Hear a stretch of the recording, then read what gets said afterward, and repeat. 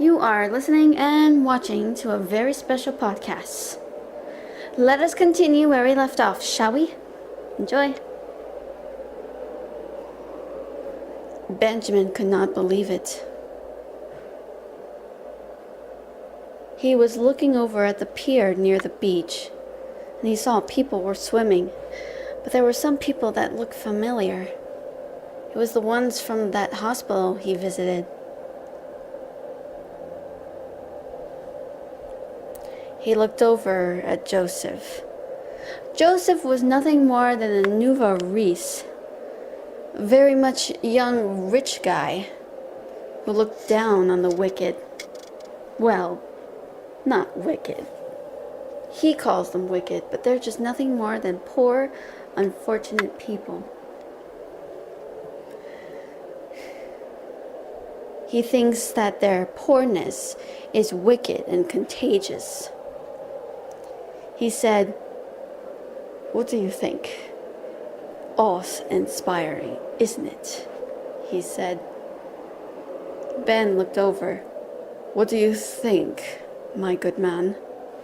Joseph then said, "I was thinking we would drop a vat of acid in here right now, and there will be great panic."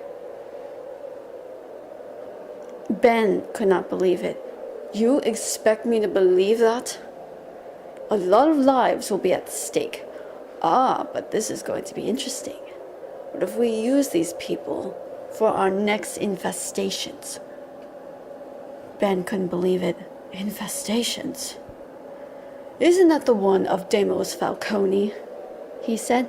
"Yes. In fact, you are right.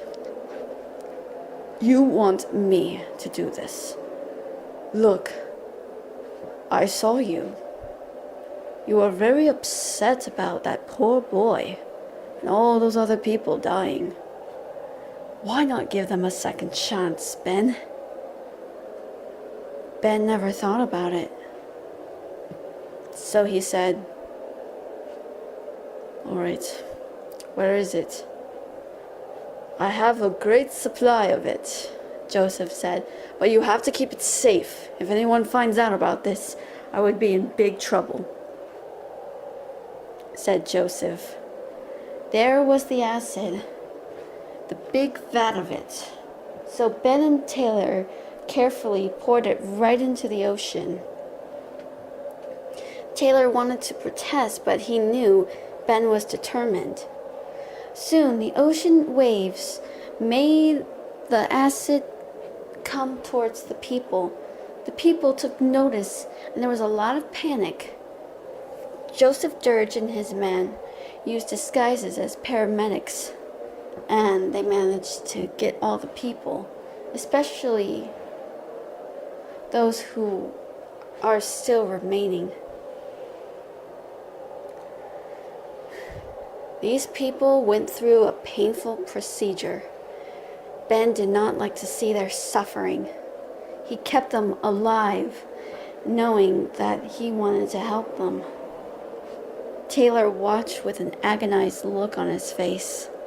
He looked really unsettled. One of them was begging, "Please, let me go. Let me go, please. I don't want to hurt you. I just want to help you.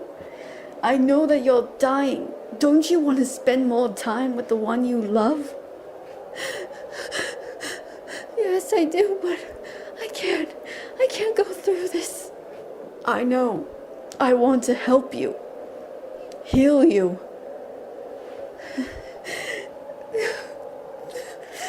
I just wanted to die. I want to die." No, don't you dare say that. Don't you dare say that," Ben said. His voice was broken in emotion. "If I hear you say that, you're gonna break my heart, okay? I don't want you to say that. It's not nice to say you want to die. I've seen death many times. Please, just live. Live for someone. But I don't have anyone. My parents hate me. My friends hate me. Everyone hates me. Then why don't you live for me? Because I don't hate you. What happens to you now starts. Really? Yes. He did that many times and helped these people, but he could not bear to hear their screams. He said, I know, he said, but he was determined. As soon as he was finished, the infestations were now reborn. However, Taylor came to him nervously. Where have you been? It's been a long day. You've been quite a bit avoiding me, haven't you not? Oh, I was busy, Taylor said, but I have some bad news. That's when Ben rolled his eyes. Oh God, what is it? There was some girl that was part of a surgery procedure, and I had to remove a parasite inside of her, right? Yes, Ben said. He sounded impatient. Well, today she escaped. Ben reacted not so greatly. What? He exclaimed. I, Taylor said. How could you let her escape? This is unacceptable. Do you hear me? Unacceptable. Now what do we do? I can't go on like this, he said.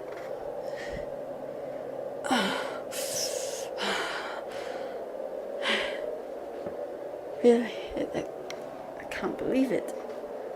I simply cannot believe this. I tried to stop her. I really did, Taylor said. Well, you didn't start hard enough. But then he noticed the scar on Taylor's hand. She attacked you. She's pretty strong. Maybe she's going to become one of us. Or them, I meant. Right, of course. There's going to be a lot of panic here, Ben said. There is. And there's the agents of Evermore, Taylor said. Ben's eyes perked. His ears perked at that name. Agents of Evermore. Agents, you said. Oh, the agents, huh? Don't underestimate them, Ben. Oh, I'm not. This should be interesting.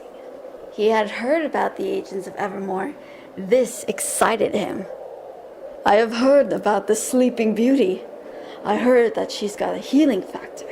I heard she took down someone down on a cliff. Oh, yes.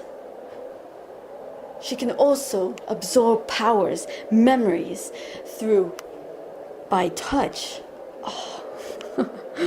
The Sleeping Beauty, Barrett Devlin. Oh, how magnificent. This is going to be quite amusing. Come. Once they got back, Ben was surprised to see drawings all over. What is this? He looked over and he could see it was nicely sketched. Taylor looked over. Magnificent, Taylor muttered. Very, Ben said. The two of them looked at each other and they looked over to see Beauty was hard at work. She was busy drawing and she was blowing on something softly, and then all of a sudden she began drawing again. Dear lady, how beautiful. Beauty was concentrated. However, when she put it down, her drawing utensil, she said, Sorry, master. I know it's a mess, but no. Great works of art. I never knew you were an artist. I try to be, but I've been trying to feast on something more delectable. Sorry. Oh, no. It's all right. Oh, it's beautiful. Is this Barrere Devlin? Yes, that's her. Oh, isn't she a lovely thing? But then Ben noticed something that caught his eye. Who is this? He put the other drawings on the table and picked up one. It was a young boy, maybe 15 years old, in a uniform. His eyes looked angry, and his face, it looked like something of a criminal. I wonder who's this hooligan. Ben said with a small laugh. That is Aaron Yeager. Aaron Yeager. But when Ben looked through the photos, his dull surprise turned into an actual surprise. What? He's a monster? A titan shifter. You see, in his world, the titans attacked, and all of a sudden, everything went under fire. Aaron lost his mother by the hands of one titan in particular. But the one that started that whole titan ambush was none other than, of course, the colossal titan. This excited Ben. I never even heard of this man. I want great research on him and the rest of the agents of Evermore. This is really exciting, being hunted down by someone like him. Alright, this makes things very much more interesting. Now, everyone, I believe we have a great task at hand. I want great research upon the agents of Evermore and report back to me. I have things to do. I want that boy. And just maybe I can put him under the knife and see what kind of power he possesses. This appalled Taylor. No, you can't. I'm not going to kill him. Never. I never want to do that to my experiments.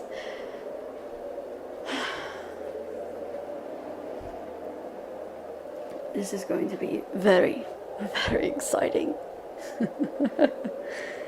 Ben said, laughing to himself. Well, that's how it all got started. But you must be wondering, is he the hero? The villain? Is he the anti-hero? Anti-villain? Or perhaps a Byronic hero? Who knows? Let's find out in the next part. I'll see you guys next time. Take care. Bye.